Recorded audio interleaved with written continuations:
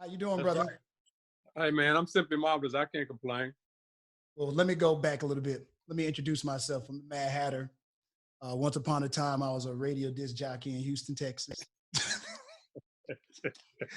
Now, I'm talking to my good friend Emilian White, or E White, or Mr. White. Hey, man. I'm just happy to be heard, be seen. Hey, man. Come what you want. Yeah. Good to I'm see just you. happy to be here. Good to see that you still have a sense of humor, my brother. Hey, man, you got to, man. I had to have a sense of humor being in there all by myself, lonely. Well, stop right there. Well, stop right there. Let me explain to people what's going on. E White's a good friend of mine. I don't want to. I know you as a salesperson. You sold radio for several years. Good friend, always steering me in the right direction. Always had kind words and was good to me for many, many, many, many years. And then I find out by looking at the news that you were one of the people that was hit by the coronavirus. Explain what happened, because from my understanding, you had a small get together. You followed the rules. It wasn't. I don't think that it was because of the get together that I had. It was my wife and our 27-year anniversary, wedding anniversary. Congratulations. But I think that I was patient zero at the time. I was walking around with the virus and didn't know it. We had to get together, and I think I infected at least 4 other people. What? Yes, I mean, so that's how contagious this thing is, and people don't realize that.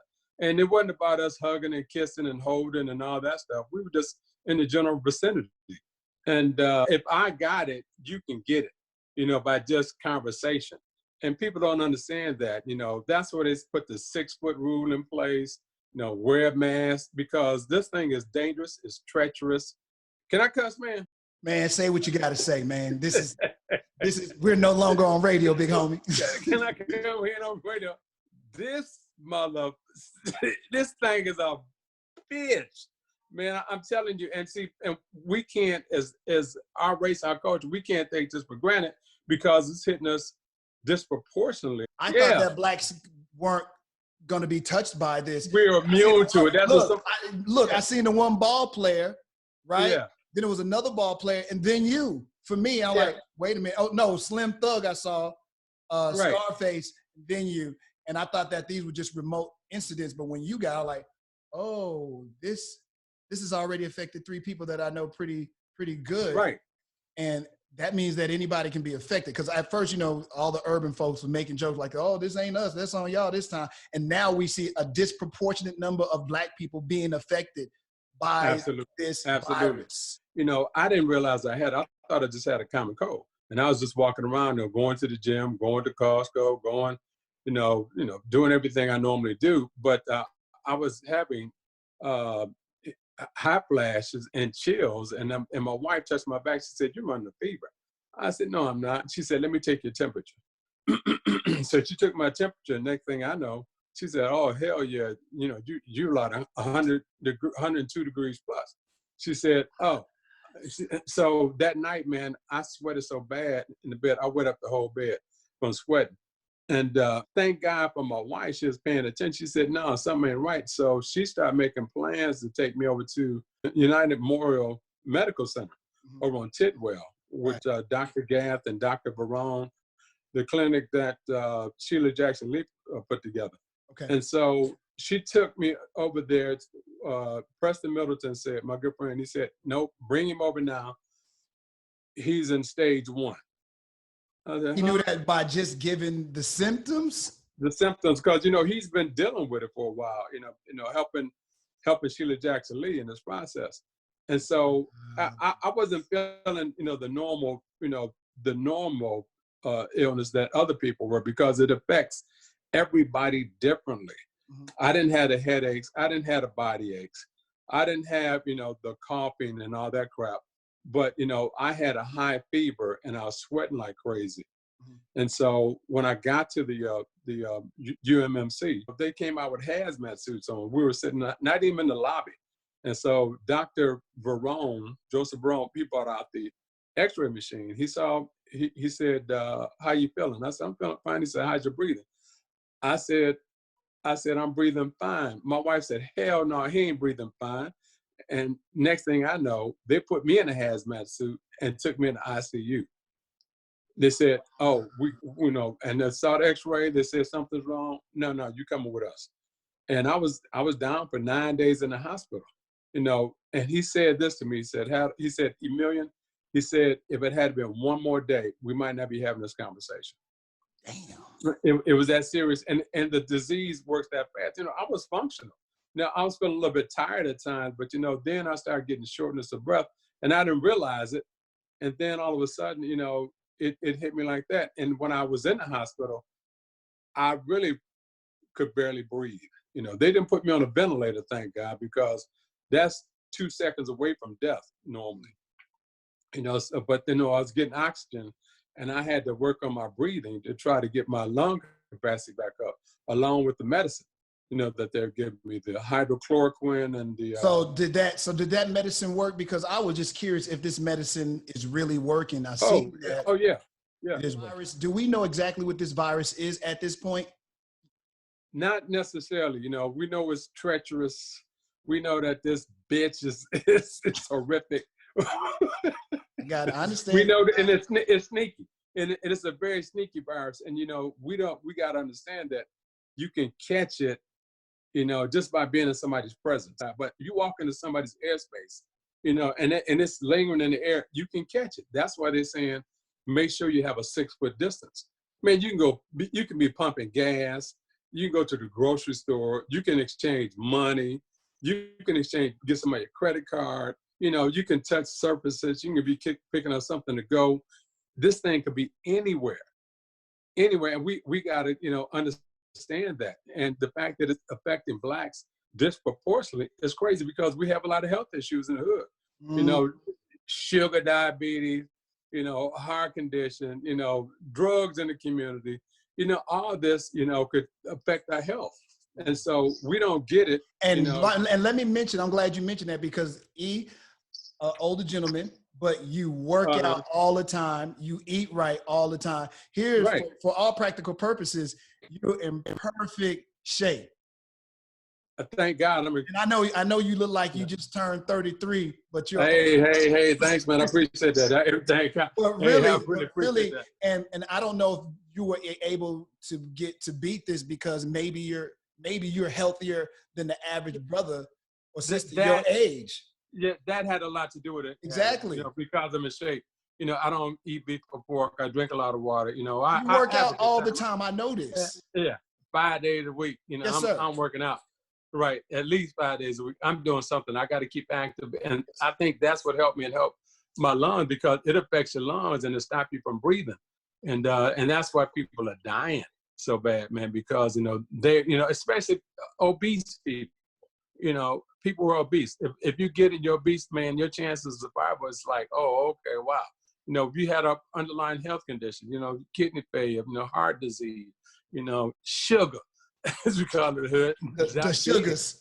The sugars. Right. And we take all this for granted. Oh, I'm going to get old, I'm going to get sick. No, that is not the way I want to live, and die, and so that's why I made it a point to always working out.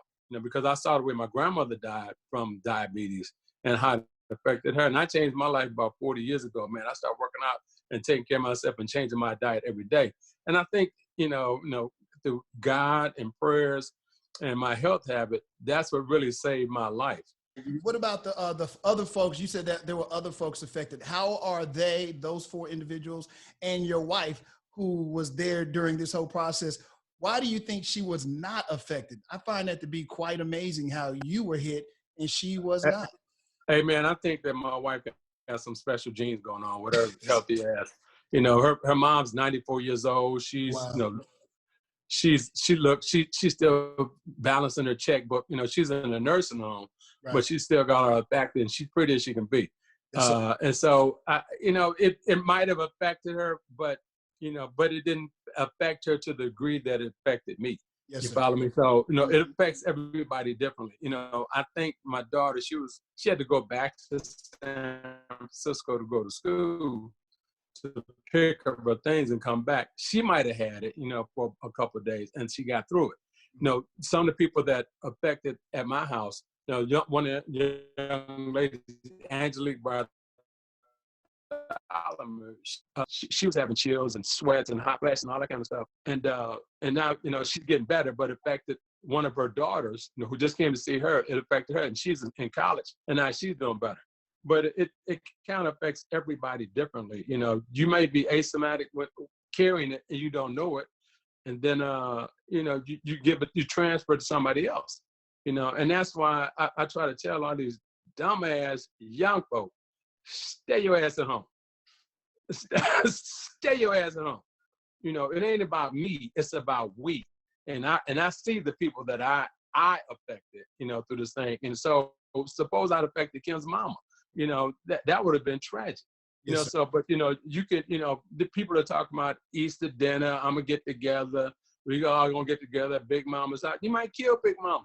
But right now they're not shutting down the whole country for nothing. It's for a reason. Yes, sir. Our country is suffering right now, but we got to get a handle on this thing. And the leadership, if there had been better leadership in this country, we probably could have been ahead of this. And thank God for Sylvester Turner. He shut down the rodeo. Just think, man, if he hadn't shut down the rodeo, and it was a big convention before that, it could have been crazy. Our numbers could have been off the chart. Yeah. They shut down South by Southwest. Thank God they shut down South by Southwest. Thank God they shut down Coachella. Thank God, the governor of New York is doing what he's doing to try to get a handle on this thing. But, we got to be cohesive and be together in this deal to try to stop this virus, because, people are dying, not just blacks, but people at an alarming rate. How are you now? And are you able to reconnect with the family, or are you still quarantined away from everyone? Man, I'm quarantined like a mother. They drop me food at the door and they run. They throw me stuff and they run like they look at me through the window and, like I'm some animal in a cage.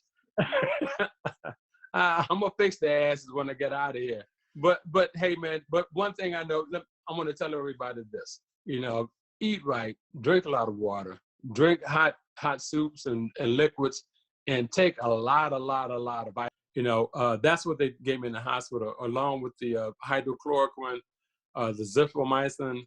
They gave me a lot of vitamin C and a lot of zinc. Okay. Right. And so my doctors, my doctors saved my life. Dr. Joseph Gath, Dr. Joseph Barone. I got to say, Nurse J. They really saved my life. And the fact that Preston Middleton asked me to get over there ASAP. The clinic that Sheila Jackson, God was in my favor, man. I was hearing from everybody. Steve Harvey called me, man. Oh, wow. Okay. J. Anthony Brown called me. People were calling that I hadn't heard. A lot from of those people Al Heyman called me. Listen, a lot of those people were calling you because they were just hoping that you didn't pass away because you still own money. So they still probably something like that. So someone want to make sure you at least still around until they get their money back from you that you bought. They owe me money, man. They didn't want me to collect. That's what it was. Is it gone? I'm good. I'm good. just listen. Just listen. Because I got it. You don't want it. I'm getting through it. You might not get through it. Ooh. Right. You might not survive it. The doctor said one more day, it could have been a different story.